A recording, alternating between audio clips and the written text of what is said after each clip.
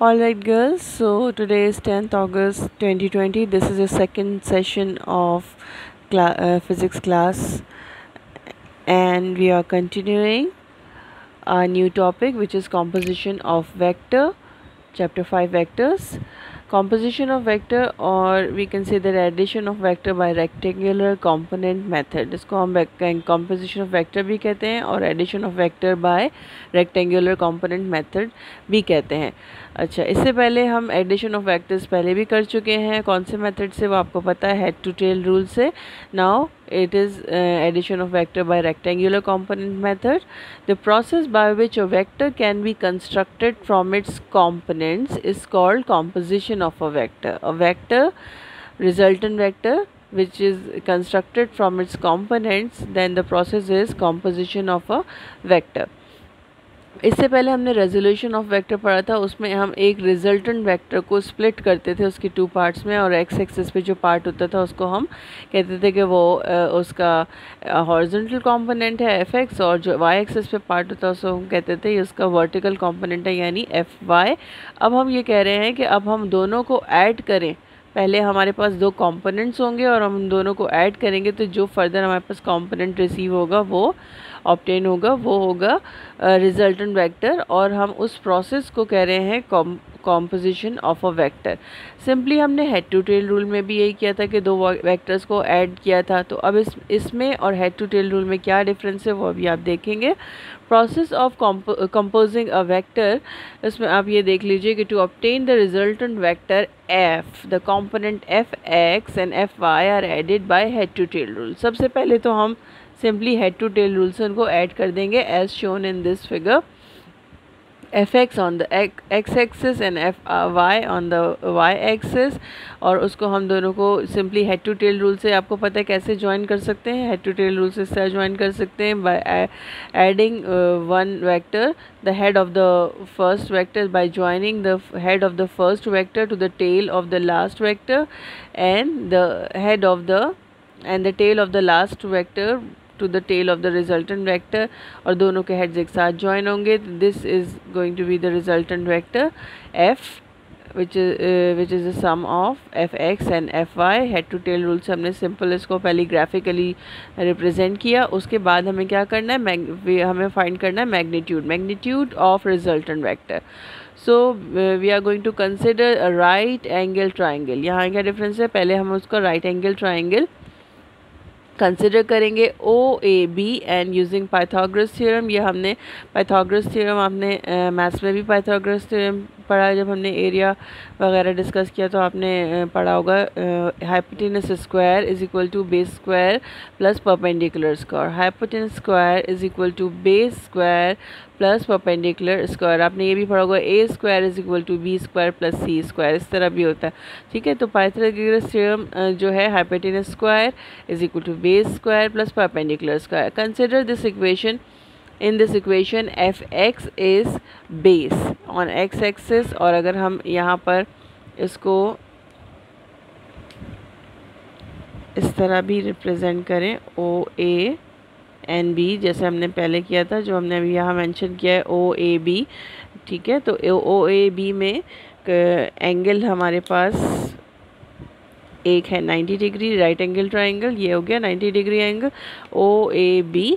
अब हम ये देख लीजिए हाइपोटेनस स्क्वायर, हाइपोटेनस कहाँ है, कौन सी वाली साइड है, ये वाली साइड है. अभी हमने पढ़ा है परपेंडिकुलर के सामने वाली. This one is perpendicular and this one is base. ठीक है, तो अब हम हाइपोटेनस का स्क्वायर जब लिखेंगे तो हम यहाँ पर लिखेंगे ओ बी. सबसे पहले O B square is equal to base square is O A square, यहाँ हमने लिख दिया, plus perpendicular square means A B square. तो दोनों इसी तरह लिख दिया हमने. अब ओ बी की जगह देखें आप क्या है, ओ बी की जगह हमारे पास कौन सा वेक्टर का कंपोनेंट है,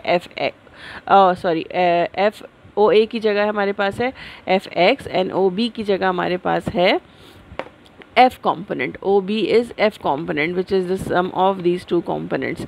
ठीक है, तो ओ बी के स्क्वायर की जगह हम यहाँ पे लिखेंगे कंपोनेंट एफ का square is equal to O A F X square plus A B is F Y square. Okay, तो F square is equal to X square plus F Y square.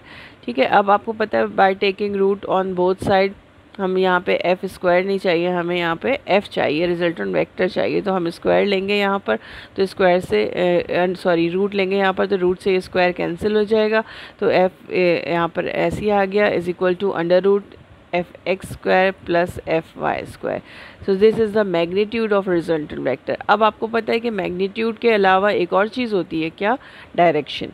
Direction यहाँ mention नहीं किया। हम direction कैसे find out कर सकते हैं? Direction भी ज़रूरी है। Direction of the resultant vector is tangent theta. ठीक है, एक्स एक्सिस और वाई एक्सिस दोनों पर हमने अभी तक किया है कॉस थीटा और साइन थीटा, और जब हम यहाँ डायरेक्शन फाइंड आउट करेंगे इस वेक्टर की, तो ये जेड एक्सिस पे है और ये टेंजेंट थीटा से फाइंड आउट हो सकती है। सो टेंजेंट थीटा आपको पता है क्या होता है, अभी हमने पढ़ा ट्रिग्नोमेट्री में, perpendicular upon base. So according to the trigonometric ratios tangent theta is equal to perpendicular upon base. Here in this diagram, according to this diagram, perpendicular is AB and base is OA.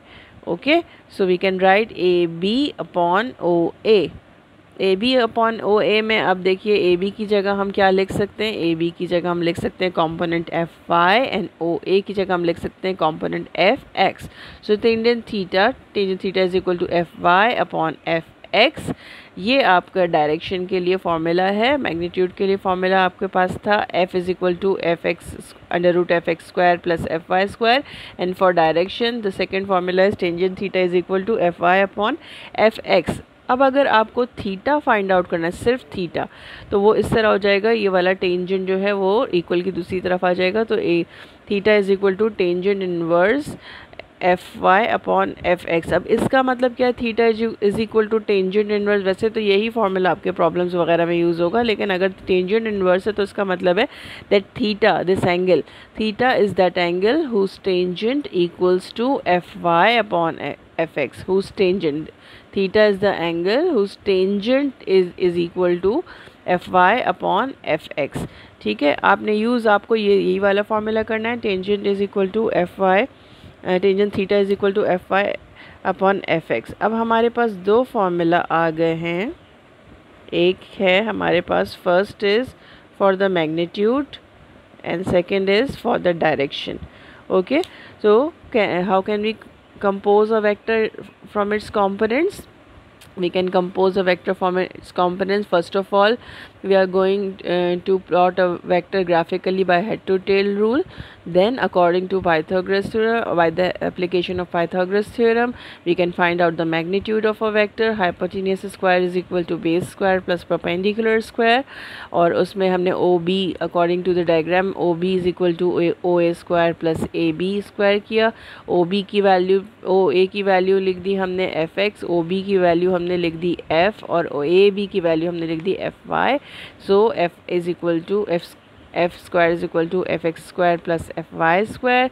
अब हमें यहाँ square नहीं चाहिए, हमें resultant vector का magnitude चाहिए, और resultant vector है F, नॉट F स्क्वायर। तो जब F की चाहिए तो हमने यहाँ पर क्या किया, by taking square root on both the sides. Square से स्क्वायर रूट से, जो यहाँ हम स्क्वायर रूट लेंगे उससे ये स्क्वायर कैंसिल हो जाएगा, तो F आ जाएगा हमारे पास। मैंने वो स्टेप नहीं किया, आपकी बुक में भी मेंशन नहीं है, लेकिन अब इतना आपको आता होगा कि स्क्वायर रूट से स्क्वायर कैंसिल हो जाता है और यहाँ पर स्क्वायर रहेगा, तो ये बन जाएगा FX square plus FY square. जब आप इसको प्रॉब्लम में सॉल्व करेंगे, लेट्स सपोज कि आपका वर्टिकल कंपोनेंट 5 न्यूटन है और हॉरिजॉन्टल कंपोनेंट 5 न्यूटन है और वर्टिकल कंपोनेंट 3 न्यूटन है, तो पहले आप 5 का स्क्वायर लेंगे, फिर 3 का स्क्वायर लेंगे, फिर दोनों को ऐड करेंगे और उसके बाद उसका रूट लेंगे। ठीक है ना, पहले आप अंदर का पूरा पार्ट ब्रैकेट वाला सॉल्व करके और फिर उसका रूट लेते हैं। फिर उसके बाद क्या है, for the direction of resultant vector, direction के लिए हमारे पास टेंजेंट थीटा है। टेंजेंट थीटा की according to the trigonometric ratios value है परपेंडिकुलर अपॉन बेस।